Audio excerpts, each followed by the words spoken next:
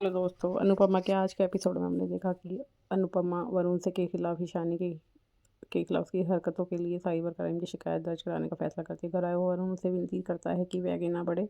उसे डर है कि कहीं उनका उसका करियर बर्बाद हो जाएगा। अनुपमा उससे पूछती है कि उसे अपनी गलती का एहसास अब क्यों हुआ और उसे याद दिलाती है कि उसकी बदतमीजी की वजह से ही ईशानी ने आत्महत्या की कोशिश की थी और उसे वह बहुत बड़ा अपराधी है। वरुण अपनी गलती मान लेता है और माफ़ी मांगता है। अनुपमा वरुण से आग्रह करती है कि वह ईशानी की सारी तस्वीरें डिलीट कर दे और पुष्टि करे कि उसने उसे किसी के साथ शेयर नहीं किया है। वरुण मान जाता है, उसे दिलासा देता है कि तस्वीरें किसी और के पास नहीं गई हैं। अनुपमा फिर ईशानी से कहती है कि वह अपनी तरफ से भी तस्वीरें डिलीट कर दे। ईशानी और अन्य पीड़ितों की सुरक्षा के लिए अनुपमा परितोष को वरुण का कबूलनामा रिकॉर्ड करने का निर्देश देती है। वह वरुण को चेतावनी देती है कि अगर उसने कभी किसी और लड़की को नुकसान पहुंचाया तो ये वीडियो उसकी पोल खोल देगी। कैमरे पर वरुण अपने किए गलत कामों की माफ़ी मांगता है, जबकि परितोष सबूत के तौर पर वह वहाँ मौजूद सभी लोगों का वीडियो रिकॉर्ड करता है। भावुक ईशानी अनुपमा को गले लगाती है और उसके समर्थन के लिए आभारी है। बाद में अनुपमा माही और उसकी जुड़ी समस्याओं के बारे में सोचकर चिंतित हो जाती है।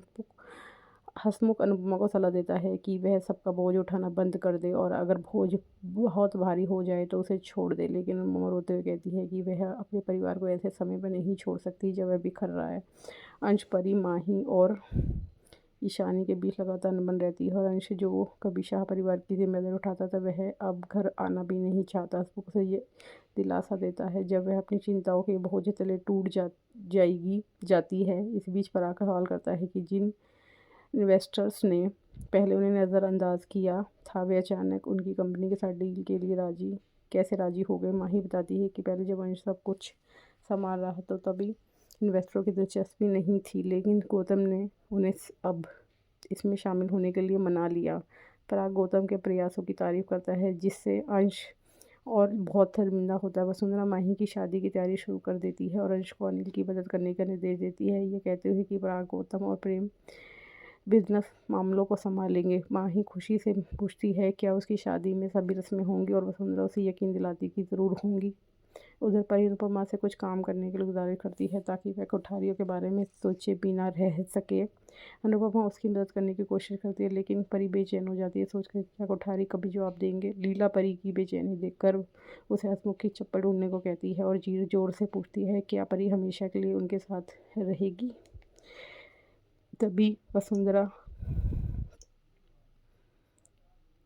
रहेगी।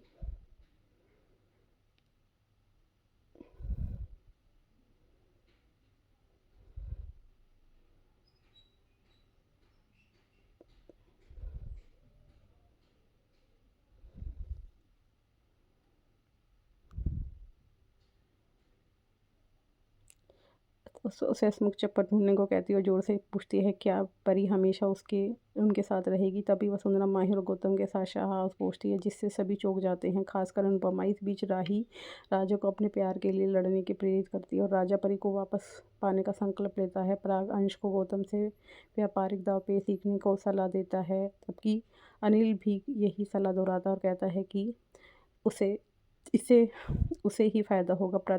प्रार्थना अंश को समझाने की कोशिश करती है कि प्राग के शब्द पेशेवर थे, व्यक्तिगत नहीं थे, लेकिन गौतम का नाम बार बार सुनकर अंश चिढ़ जाता है।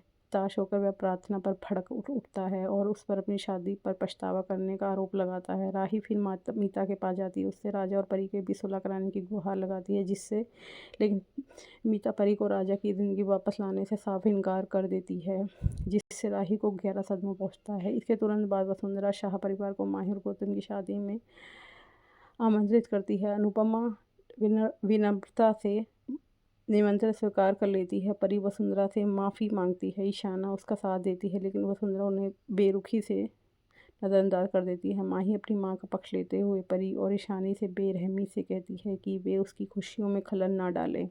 अनुपमा शांति से कोठारियों को जाने के लिए कहती है और उन्हें शादी में शामिल होने का आश्वासन देती है। दूसरी तरफ प्रेम एक खराब निवेश के कारण आर्थिक तंगी से जूझ रहा है और परिवार की प्रतिष्ठा को लेकर चिंतित है। जब राही उससे माही, गौतम और परी के झगड़ों का ध्यान केंद्रित करने के लिए आती है तो वह अपना आपा खो देता और परी को डांटता है, जिससे परी उसके बदले हुए व्यवहार से आहत और उलझन में पड़ जाती है। बाद में राही परी को दिलासा देता है कि इसका विश्वास दिलाती है कि राजा उससे सच्चा प्यार करता है, उसे दोबारा मिलने के लिए लड़ेगा।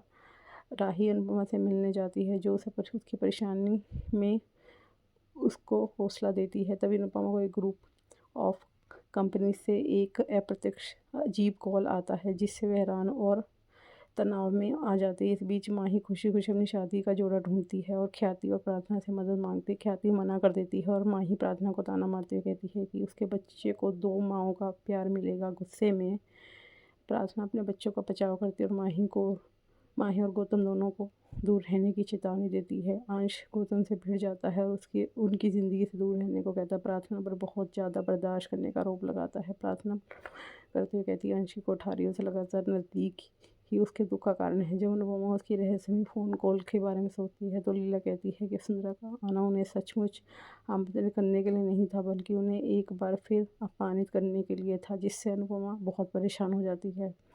अब आगे का एपिसोड जानने के लिए हमारे चैनल को लाइक और सब्सक्राइब कीजिए।